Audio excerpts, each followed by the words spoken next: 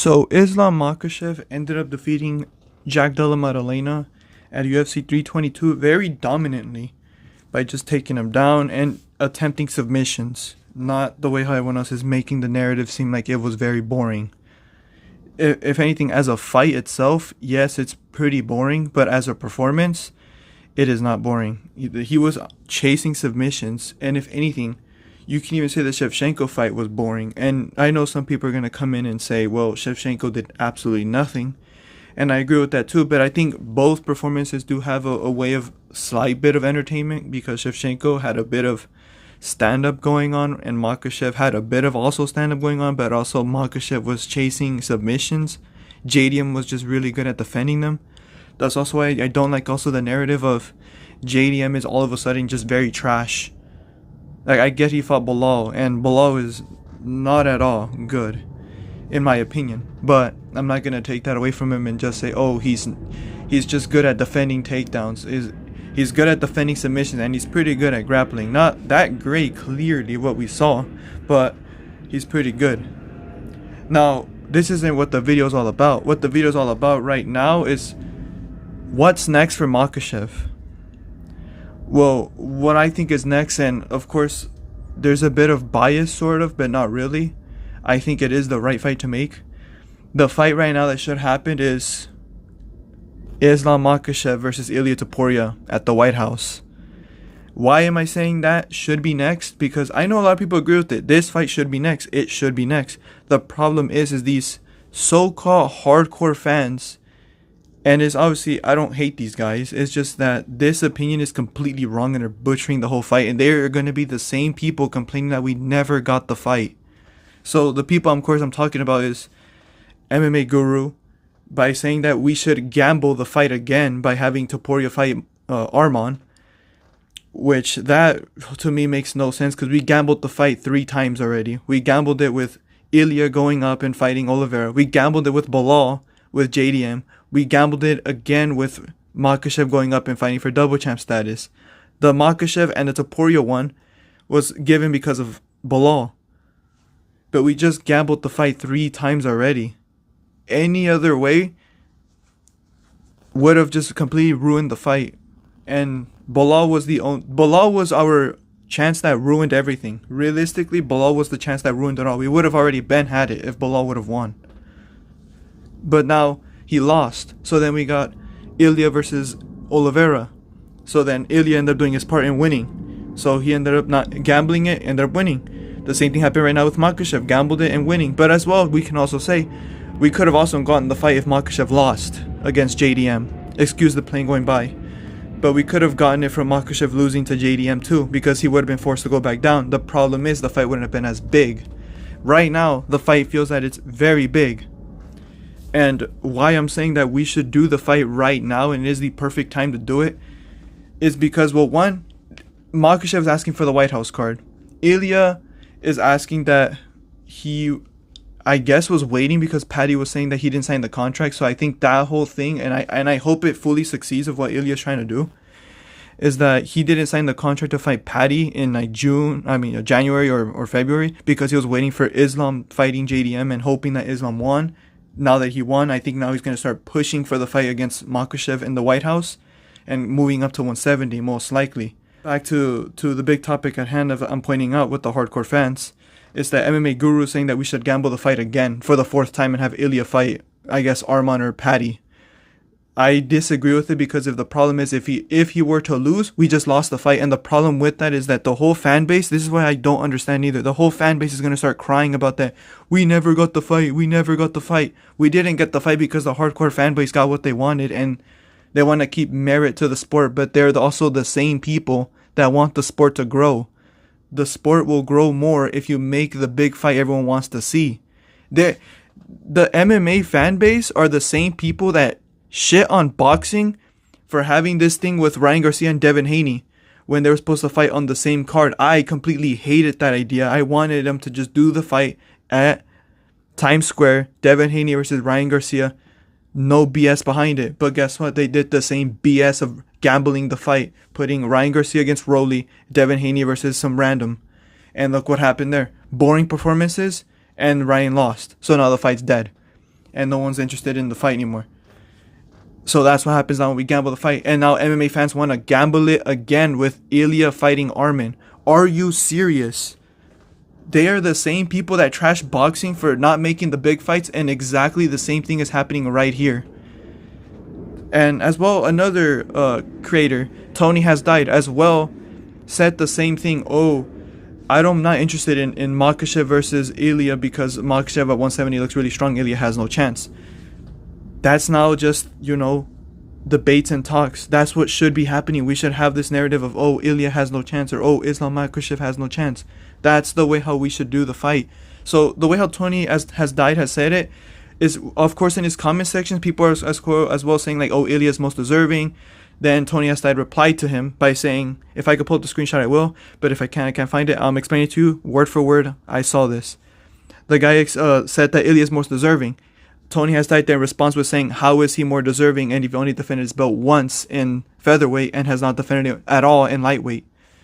Now, I get what the argument is. They want merit. I get the part of they want merit. The problem is you want the biggest fight in the UFC. You want the sport to grow, yes or no? That's simply what I'm asking for hardcore fans. Do you want the sport to grow, yes or no? If you don't want the sport to grow and keep gatekeeping the sport from new fans, go ahead. Arman versus Topuria is the fight to make. I agree too, the fight is the fight to make. But I think the scenario better is to have Ilia go up at 170 or, and this is another thing too I'll get onto in a bit, that Makhachev will fight Topuria at 155. But I'll get onto that in a little bit. Have Ilia go up to 170, fight Makhachev. But this is also what I'm talking about with hardcore fans, is that hardcore fans want MMA to grow. Even MMA Guru has even said he wants the MMA scene, the sport to grow, be bigger than boxing. We all want that, right? As MMA fans, we all want the sport to be bigger than boxing. We want boxing to fully decline. I'm assuming that, right? But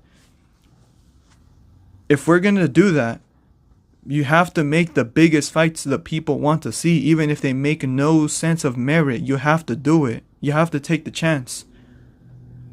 It's literally almost the same thing of how when Conor fought Jose Aldo, beat him, didn't defend his belt at all, went up to 155 and beat Eddie Alvarez.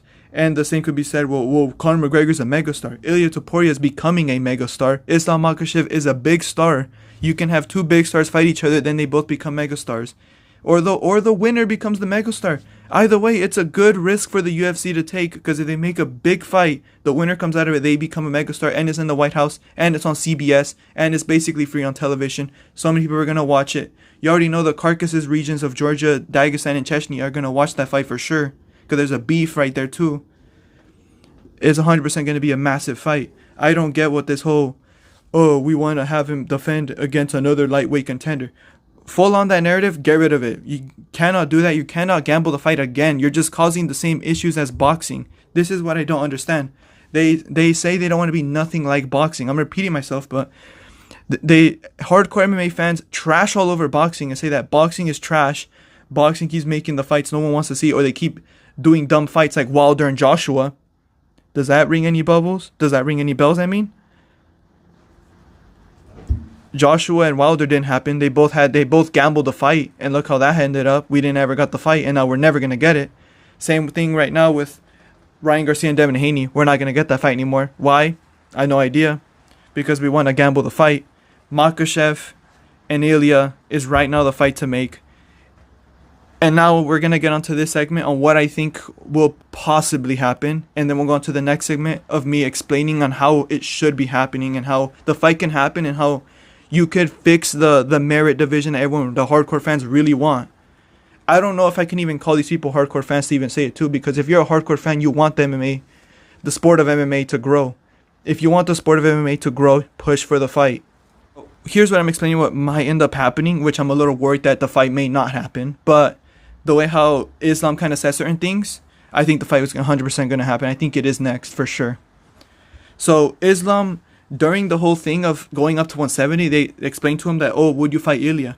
He said, yeah, he would fight Ilia. And he said too, or when he was asked about the division, he said, oh, he wanted to fight him either at 170 or at 155, but he said preferably he would want 170. But he now says that in 1 month, he wants to see how does he feel, if he feels comfortable to stay at 170 or go down to 155. He still is not sure about that. But I'm almost certain he might want to stay at 170. But at the same time, who knows? Because he is taking creatine, and who knows exactly how that's going to work for your body, if he's going to enjoy being at 170 or not really. We have to see about that. But Islam did say, though, if he is to go back down to 155 to fight Ilia, he said he will go back down to 155 if Dana pays him the big bucks. So now with this conversation, is now turning into the fight will happen, because once again, Dana White knows that this is a massive fight, and he's also interested in it. As in one of the interviews with like the pizza guy that brings him over, he talks about like, oh, what about Topuria and Makhachev? He says, yeah, Ilia's interested in it, Islam's interested in it. It's the fight the fans want to see. So he is making it pretty clear he's willing to make that fight. And especially for the White House, when they even asked him to, do you want it to be America versus everyone or just a great card? Dana White said he just wants to make a great card. A great headliner would be Topuria versus Makhachev. That is the fight to make. Now to get at what I'm getting at here is Dana White could pay Islam the big bucks that Islam is asking for. As he's saying, if he wants to go back down at 155, Dana has to pay him. Well, Dana was trying to pay John Jones $30 million to fight Tom Aspinall, and he clearly accepted it, but then he pulled out right after. Clearly, that's what it looked like as well, how Jones even explained it too. He pulled out of the fight. So it's almost a guarantee Dana could literally pay Islam $40 million or even $30 million, even $20 million, whatever million he wants to pay him to go down to fight Ilia. That's also why I think the fight is almost for sure going to happen. But now let's get on to the segment of maybe satisfying everyone. My idea of how to do this. So, what Ilia would want to do is going up to 170. And he's going to protest to have the fight.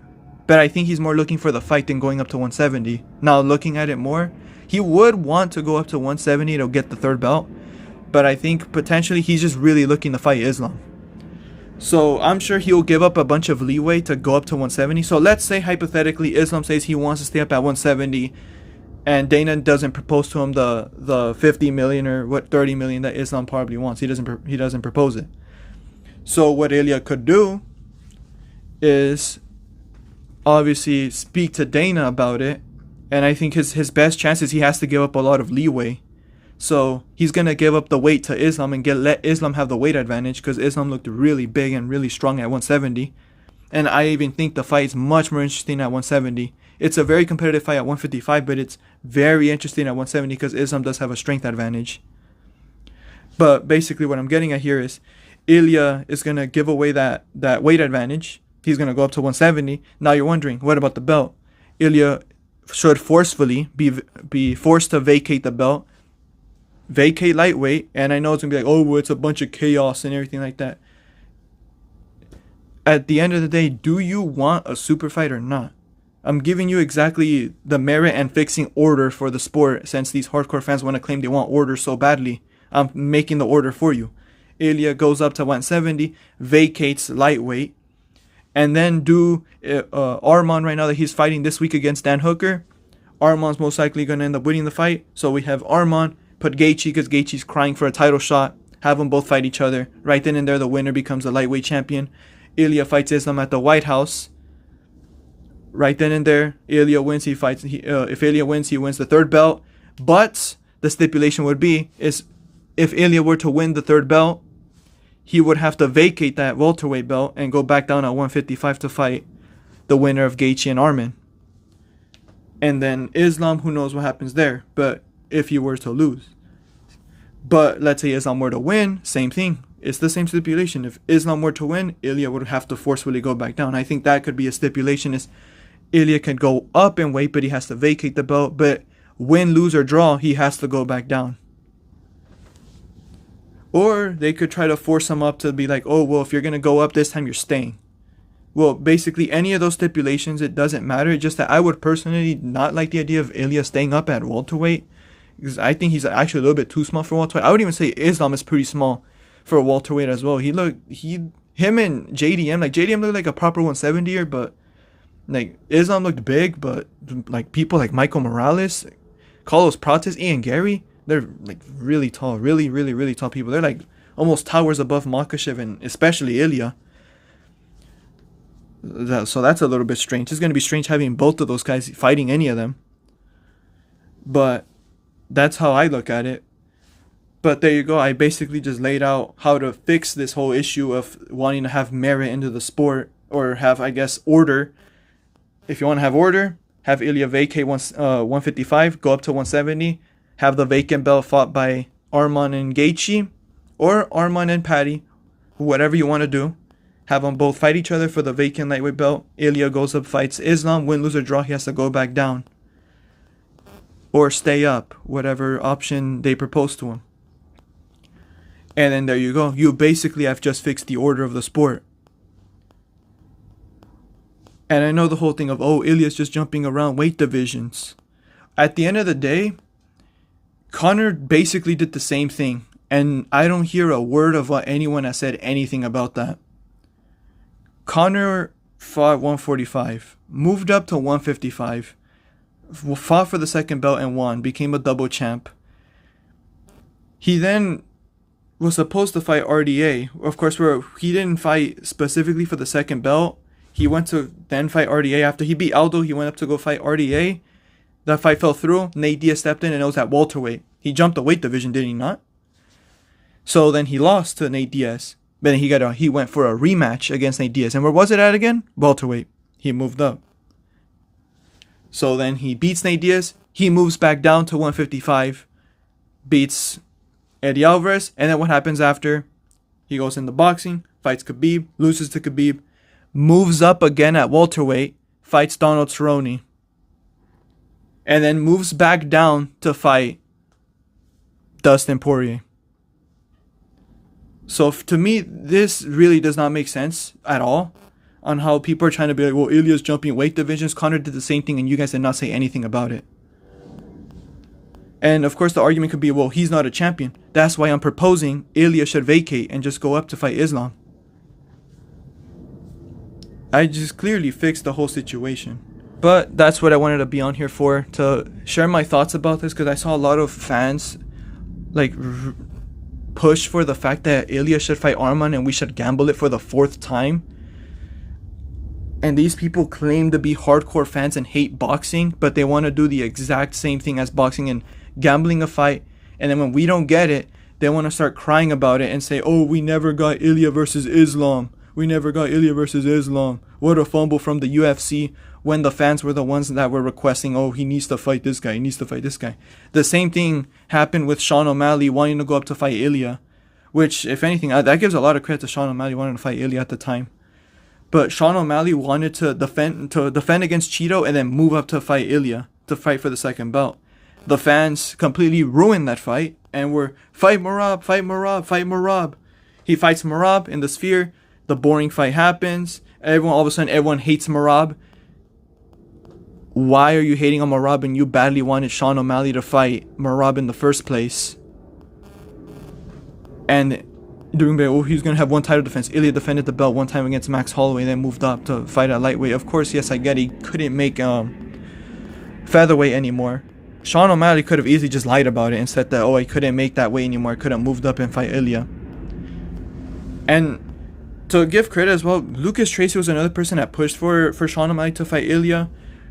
I 100% was with the boat of that, because those kinds of guys are those megastars. Sean O'Malley, Ilia Topuria, Conor McGregor, even Hamza is on that too, where they can move up and down because they're megastars. The only thing with it, I get it, you want to have the order.